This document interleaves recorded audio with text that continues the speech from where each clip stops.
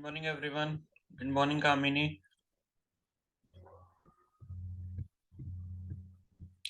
Good morning, Akila. Good morning, Tanu. Good morning, Ajay.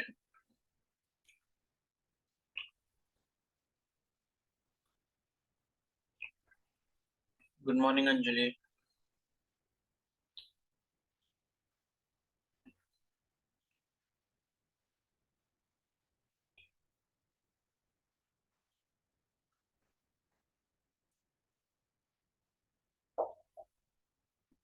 Good morning, Uttishna.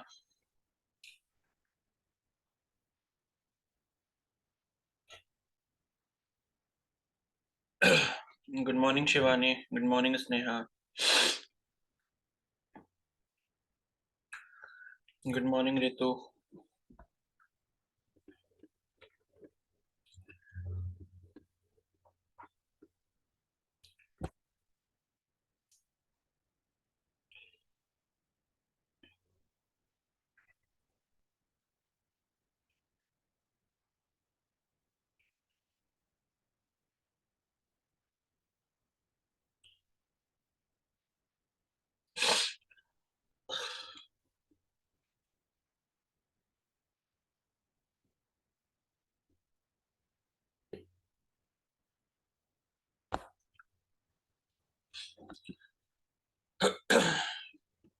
चलो फिर आगे start करते हैं, ठीक है।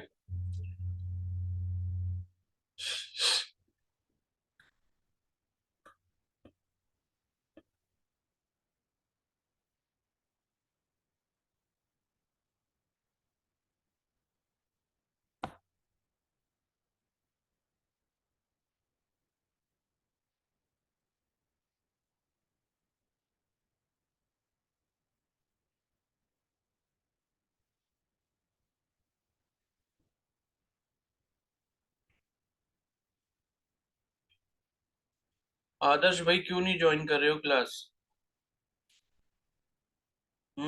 अभी भी मैसेज देख के चले गए।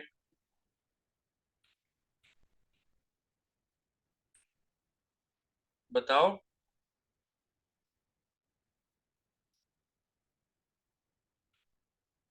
Good morning sir. Good morning, क्यों नहीं ले रहे हो क्लास? सर ये ज्वाइन नहीं हो रहा था, वो अभी हुआ है जस्ट। अब ठीक हो? Yes sir. तो अब रेगुलर रहो फिर, ठीक है। Okay sir. और टेस्ट दिया था कल? नहीं दिया होगा। No sir. क्यों नहीं दे रहे हो फिर? सर अब से दूंगा। भाई दे दो फिर, वरना कैसे होगा फिर, खुद सोचो ना। Okay sir. ठीक है, आज प्लांट किंगडम का टेस्ट है, शाम को रिवाइज करके रखना। जी सर। और बाकी सभी लोग भी, ठीक है। चलो अब आगे बढ़ते हैं। तो कल हम पढ़ रहे थे ये आपका, गुड मॉर्निंग कशिश। तो इसके बारे में पढ़ रहे थे हम, हाइड्रोलिक मशीन्स के बारे में, ठीक है। तो मैंने आपको बताया था कि क्या होता है कि प्रेशर जो होता है वो आपका अनडिमिनिश होके सारी डायरेक्शन में बराबर फैल जाता है। तो लाइक आपके पास ये दो टाइप के पिस्टन है, ठीक है। तो एक पिस्टन पे आपके लगा रहे हो, फोर्स लगा रहे हो जिसका एरिया कम है, और दूसरी पिस्टन का एरिया क्या है, ज्यादा है, ठीक है। तो एक पिस्टन का एरिया कम है और उस पे मान लो आप जो भी प्रेशर लगा रहे हो, तो वो प्रेशर बड़ी वाली पिस्टन पे भी डिस्ट्रीब्यूट हो जाएगा। तो बड़ी वाली पिस्टन का एरिया एक्चुअली में ज्यादा है, तो वहां पे जो फोर्स लगेगा उसको लिफ्ट करने के लिए, उसकी क्वांटिटी थोड़ी सी कम हो जाएगी यहाँ पे, ठीक है। तो मतलब ये है कि जो आपने प्रेशर लगाया उसको बराबर डिस्ट्रीब्यूट होना है। तो हमने ये देखा था कि क्या बोलते हैं, तो हमने ये देखा था कि एक साइड एफ आपका A1 है, ठीक है, एरिया A1 है एक साइड का, और दूसरी साइड का एरिया जो है वो A2 है। एक साइड पे जो मतलब अगर हम प्रेशर P लगा रहे हैं तो दूसरी साइड पे भी जो प्रेशर जाएगा वो P के बराबर ही जाएगा, ठीक है। और उसके बाद जो है, तो उसके बाद यहाँ पर आप देख सकते हो इन्होंने कैसे करा है। इन्होंने एक्चुअली में ये करा है कि F2 की जो वैल्यू है वो क्या हो जाएगी, PA2 के बराबर हो जाएगी, क्योंकि प्रेशर जो है वो सेम है और फोर्स का फॉर्मूला क्या होता है, प्रेशर इनटू एरिया होता है। तो दूसरी वाली साइड का एरिया अगर A2 है, क्रॉस सेक्शनल एरिया, तो F2 is equal to PA2 कर दिया, और P की जगह इन्होंने फिर F1 अपॉन A1 कर दिया, ठीक है, P की जगह इन्होंने F1/A1 कर दिया और F1/A1 इंटू A2, तो F2 इज इक्वल टू क्या हो गया, F2 इज इक्वल टू आपका आ गया, यहाँ पे लिख लेता हूं मैं। देखो F2 की इन्होंने वैल्यू निकाली जो कि आपका PA2 के बराबर थी, और P को इन्होंने क्या लिख लिया, F1/A1 लिख लिया। ठीक है, force on side 1 upon area on side 1, उसके बाद मल्टीप्लाइड बाई A2। तो ये आपकी जो वैल्यू थी, ये किसकी वैल्यू थी, ये थी P की वैल्यू। और इसको फिर इन्होंने क्या लिख दिया कि F2 is equal to F1 bracket में A2/A1। ठीक है, या इसको ऐसे लिख सकते हो कि F2 is equal to A2/A1। ठीक है, A2/A1, और यहाँ पर क्या हो जाएगा, F1 हो जाएगा। तो इन्होंने इसी चीज को यहाँ पर ये बोल दिया कि भाई क्या होगा, आपका जो फोर्स F2 वाली मतलब सेकंड वाली साइड पे जो कार को लिफ्ट करने के लिए फोर्स लग रहा है, वो आपका F1 का A2/A1 टाइम्स हो गया, यानी कि A2/A1 टाइम्स जो है वो इंक्रीज हो गया। और इसी A2/A1 को हम क्या बोलते हैं, मैकेनिकल एडवांटेज बोलते हैं, MA। ठीक है, मैकेनिकल एडवांटेज का मतलब यह है कि जितना आपने फोर्स लगाया उससे कितना गुना ज्यादा फोर्स की वैल्यू जो है वो बढ़ चुकी है। ठीक है, मैंने शायद एक लाइन अभी गलत बोल दी थी कि फोर्स की वैल्यू कम हो जाती है। एक्चुअली फोर्स बढ़ जाता है, लेकिन हाइट जो लिफ्ट करेगा ना वो आपकी कम रहेगी। ठीक है, हाइट जो आपकी लिफ्ट होगी वो आपकी कम हो जाएगी, लेकिन फोर्स की जो वैल्यू है वो बढ़ जाएगी। तो आप यहाँ पर क्या कर रहे हो, मान लो जैसे मैंने आपको कहा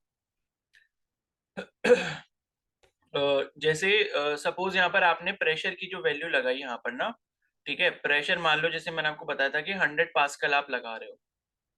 ठीक है, तो 100 पास्कल अगर आप लगा रहे हो और लेफ्ट साइड का एरिया जो है, यानी कि जो छोटी वाली पिस्टन है, छोटी वाली साइड का एरिया, और ये आपकी मान लो इस तरीके की बड़ी सी पिस्टन है, तो A1 की वैल्यू मान लो आप ले लेते हो 2 मीटर स्क्वायर, और A2 की जो वैल्यू है वो मान लो आप ले लेते हो 8 मीटर स्क्वायर। ठीक है, तो आप जो प्रेशर ये लगा रहे हो आप A1 पे, 2 मीटर स्क्वायर पे आप कितना लगा रहे हो, 100 पास्कल का लगा रहे हो। तो यहाँ पर जो F2 की वैल्यू हो जाएगी वो PA2 टाइम्स हो जाएगी, या आप इसको क्या बोल सकते हो,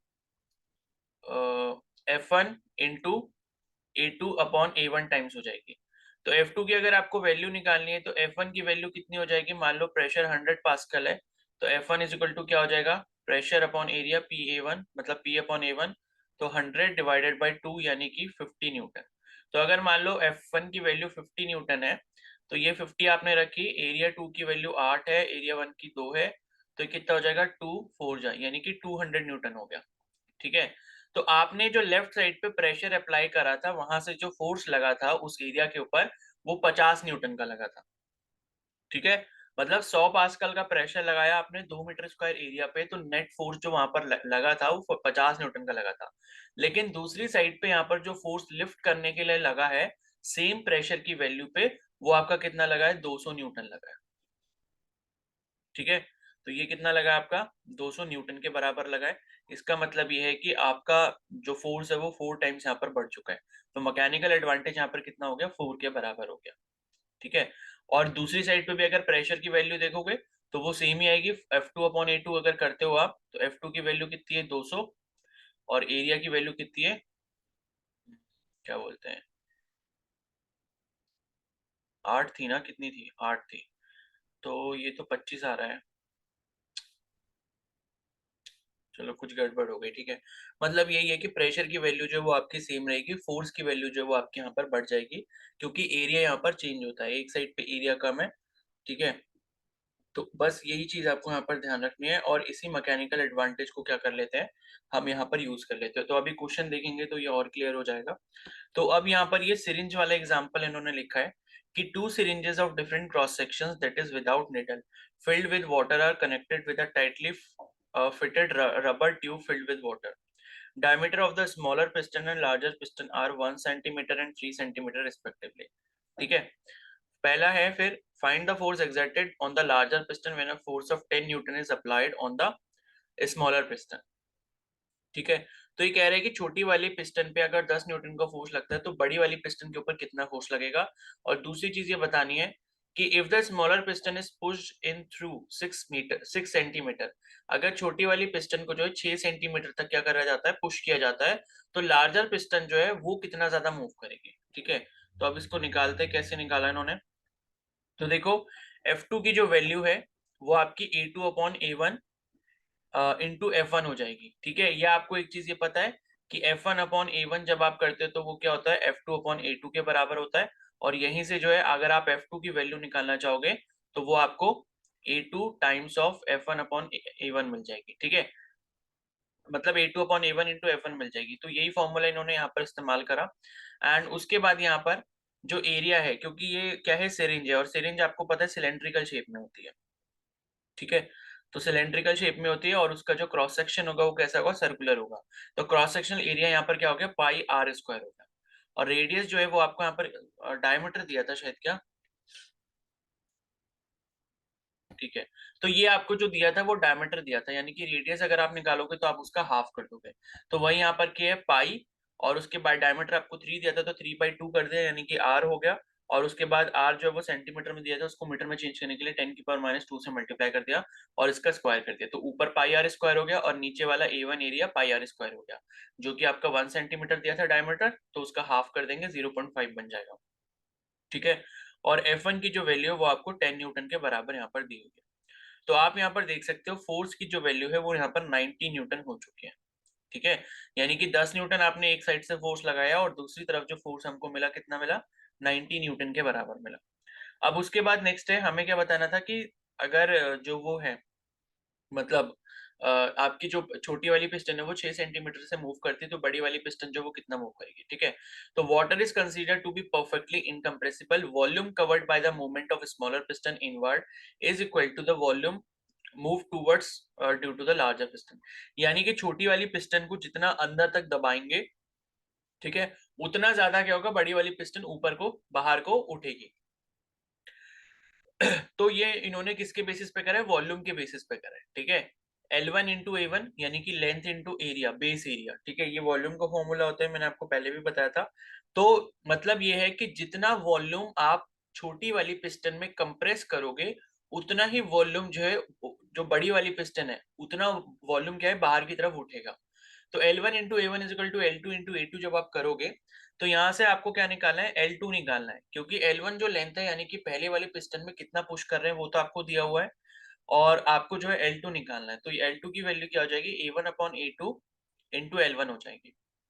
ठीक है, तो ये A1 की वैल्यू हो गई पाई आर स्क्वायर, ये A2 की वैल्यू हो गई पाई आर स्क्वायर, और L1 यानी कि 6 सेंटीमीटर आपको दिया था तो उसको मीटर में आपने चेंज कर लिया, 6 इंटू 10⁻² मीटर। और यहाँ से L2 की जो वैल्यू है वो आप देख सकते हो, ये आई। तो मैं यही चीज ऊपर बता रहा था, जो ये हाइड्रोलिक मशीन का प्रिंसिपल होता है बेसिकली यही होता है। आपको इसमें चीजें क्या ध्यान रखनी है कि जितना फोर्स एक साइड से अप्लाई करोगे, पहली चीज तो ये है कि प्रेशर दोनों तरफ सेम होगा।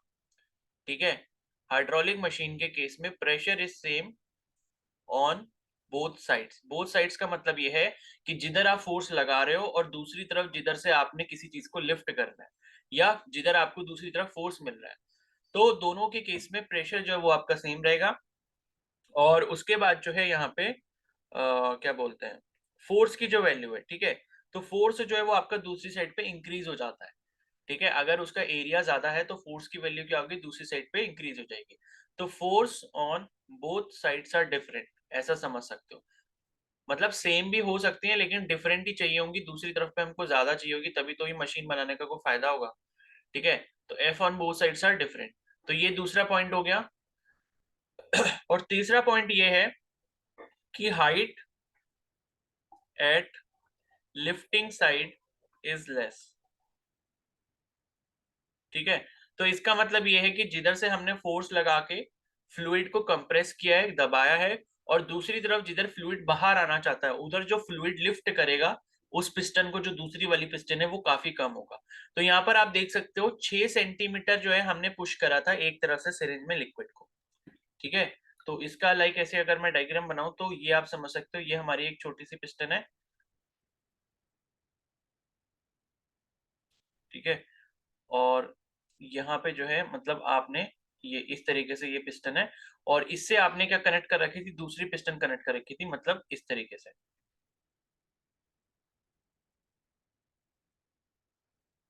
और यहाँ से जो फ्लूइड है वो आप समझ सकते हो कि इधर आ रहा है।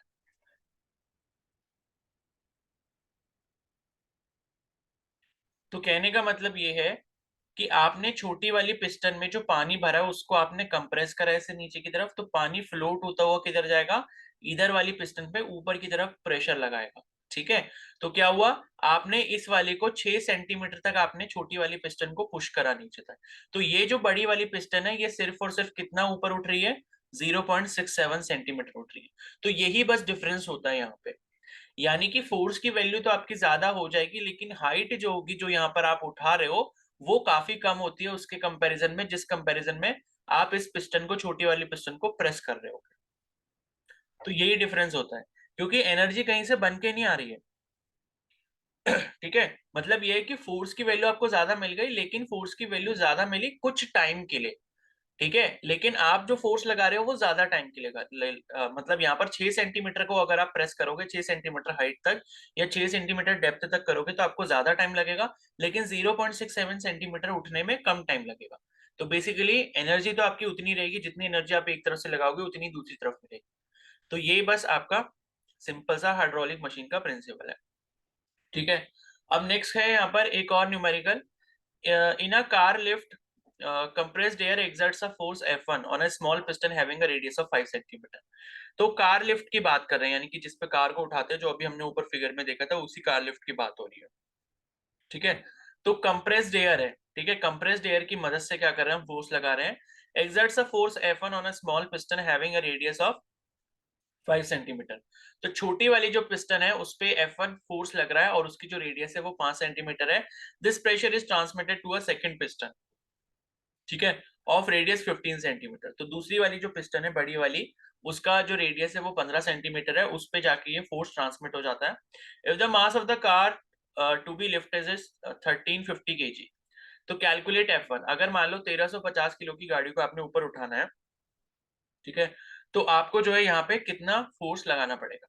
तो what is the pressure necessary to accomplish this task, यानी कि प्रेशर कितना होगा इस टास्क को पूरा करने के लिए। ठीक है, तो वही करेंगे।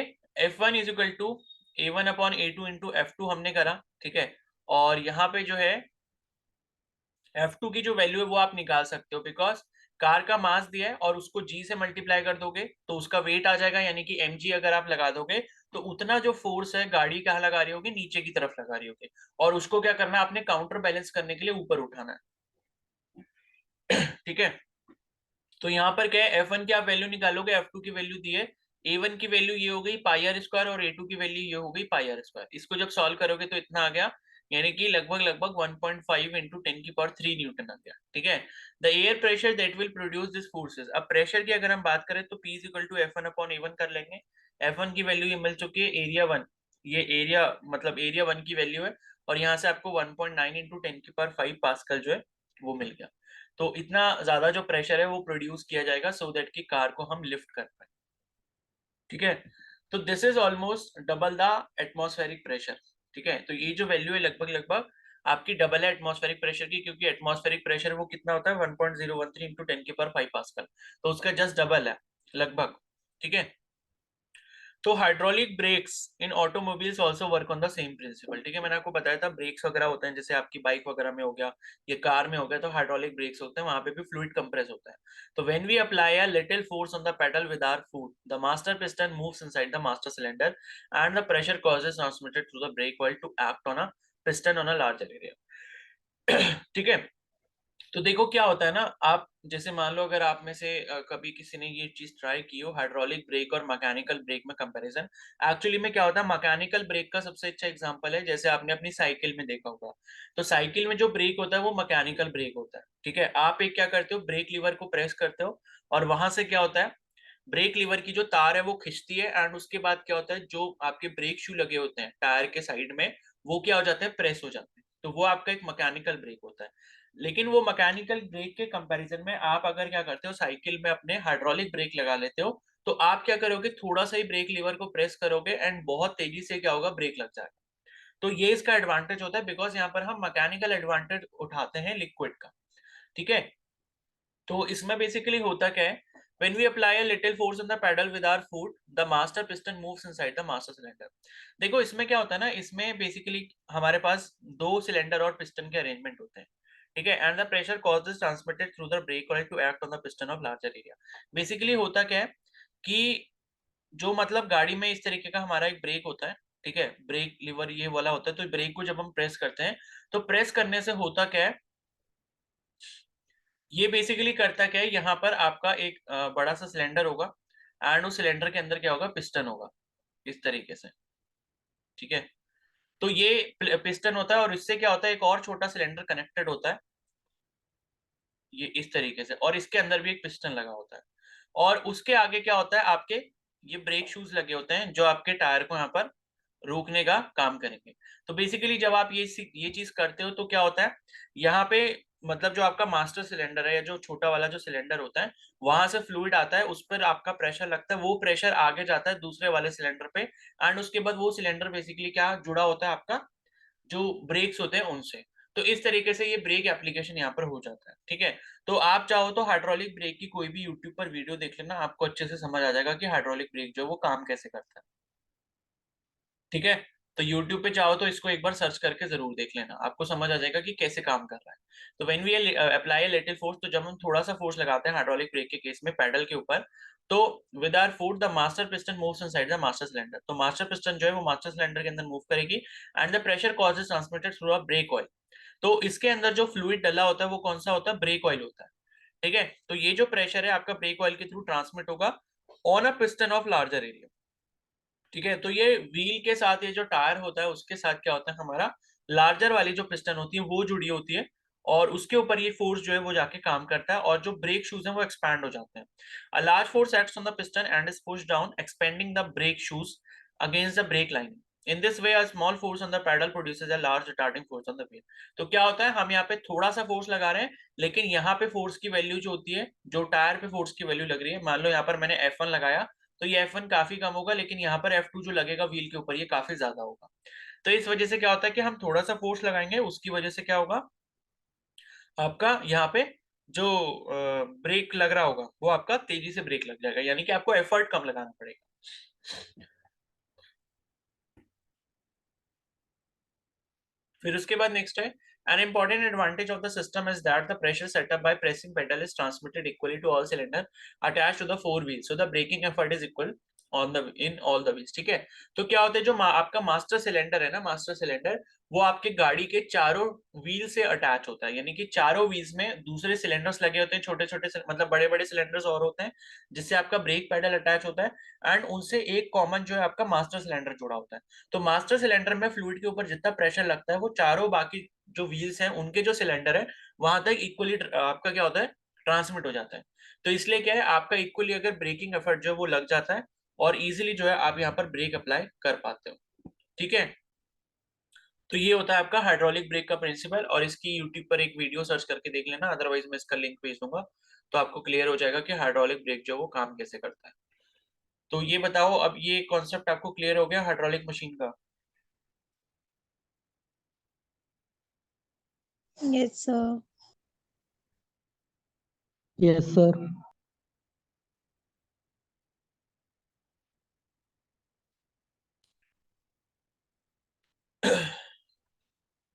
चलो फिर ठीक है, तो आगे बढ़ते हैं।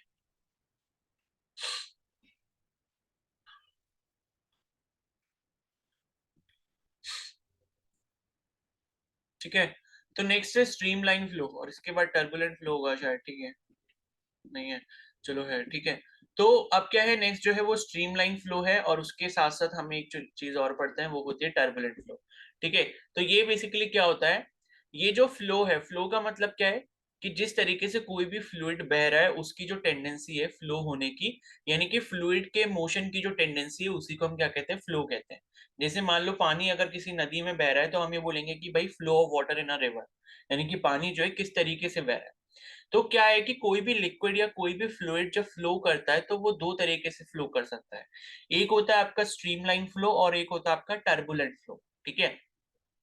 तो स्ट्रीमलाइन फ्लो का मतलब होता है कि एक लाइन में जितने भी पार्टिकल्स हैं आपके फ्लूइड के या फिर किसी भी लिक्विड के, वो एक लाइन में एक ही कांस्टेंट वेलोसिटी से मूव कर रहे हैं। और स्ट्रीमलाइन फ्लो जो है ये नेचर में बहुत कम एग्जिस्ट करता है, ठीक है, because it is a kind of ideal flow. ये एक तरीके का आइडियल फ्लो है और आइडियल चीजें नेचर में आसानी से नहीं मिलती, ठीक है। तो जनरली जो हम पानी बहता हुआ देखते हैं वो आपका टर्बुलेंट फ्लो में देखते हैं, ठीक है। तो अब इसको डिस्कस करते हैं। So far we have studied fluids at rest. तो अभी तक हमने जो बात करी थी वो फ्लूइड के रेस्ट के बारे में की थी, यानी कि फ्लूइड जब रेस्ट पे होते हैं। The study of fluids in motion is known as fluid dynamics, ठीक है। तो क्या होता है जब हम फ्लूइड को रेस्ट पे पढ़ते हैं तो हम उस ब्रांच को, साइंस की इंजीनियरिंग की ब्रांच को फ्लूइड स्टैटिक्स कहते हैं। और अगर हम फ्लूइड को मोशन के अंदर पढ़ रहे हैं, जब फ्लूइड आपका कोई भी मोशन में है, तो जब हम उसकी स्टडी करते हैं, उसकी जितने भी आपके क्या बोलते हैं फोर्सेस हैं जो लग रहे हैं, जो उसका मोशन हो रहा है, उसको जब ऑब्जर्व करते हैं, उसको जब पढ़ते हैं, तो वो आपका फ्लूइड डायनेमिक्स की ब्रांच में आता है। When a water tap is turned on slowly, the water flow is smooth initially.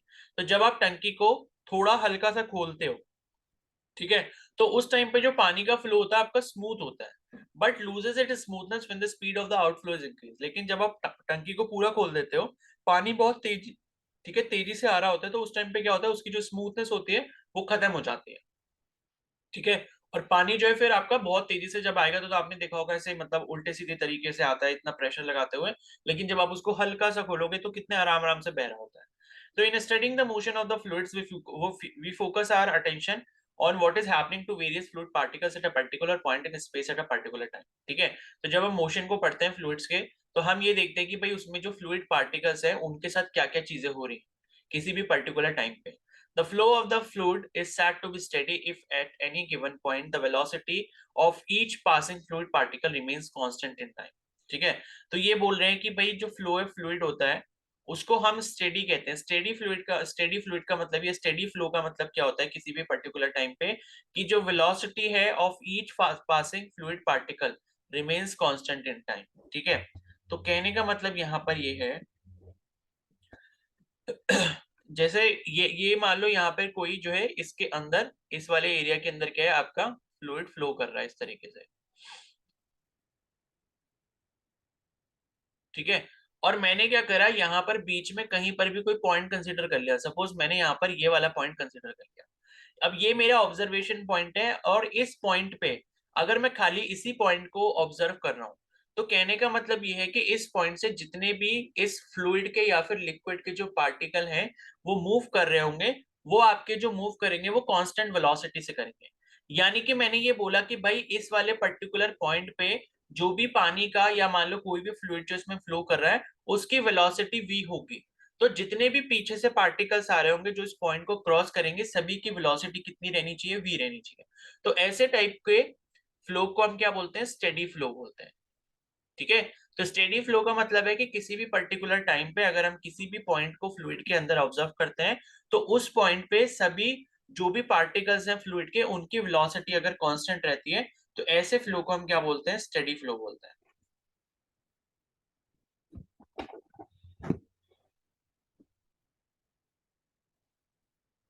ठीक है।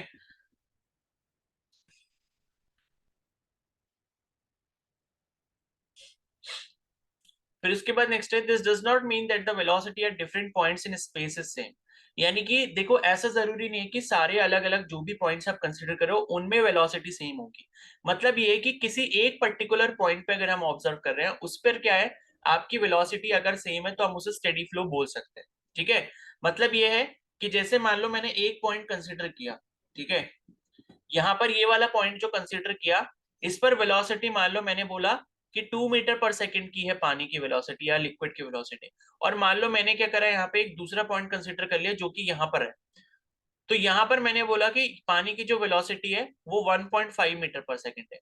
तो कहने का मतलब ये है कि फ्लूइड के अंदर अलग अलग पॉइंट पे ये जरूरी नहीं है कि वेलोसिटी सभी पॉइंट्स की सेम हो।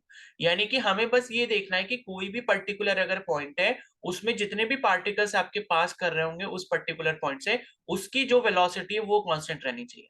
यानी कि पहले वाले पॉइंट से अगर यहाँ पर जितने भी पार्टिकल्स पास करेंगे उनकी वेलोसिटी 2 मीटर पर सेकंड रहेगी, और दूसरे वाले से अगर पास करेंगे तो मान लो अगर 1.5 हमने कह दिया कि 1.5 वाले सारे पार्टिकल्स यहाँ से मूव कर रहे हैं, तो इसका मतलब है कि ये वाला जो फ्लो है वो आपका स्टडी फ्लो है। इस तरीके से आप कितने भी सारे इनफाइनाइट पॉइंट्स यहाँ पर कंसिडर कर सकते हो, लेकिन वो सारे पॉइंट की अलग अलग जो भी वेलोसिटी होगी वो कांस्टेंट रहेगी।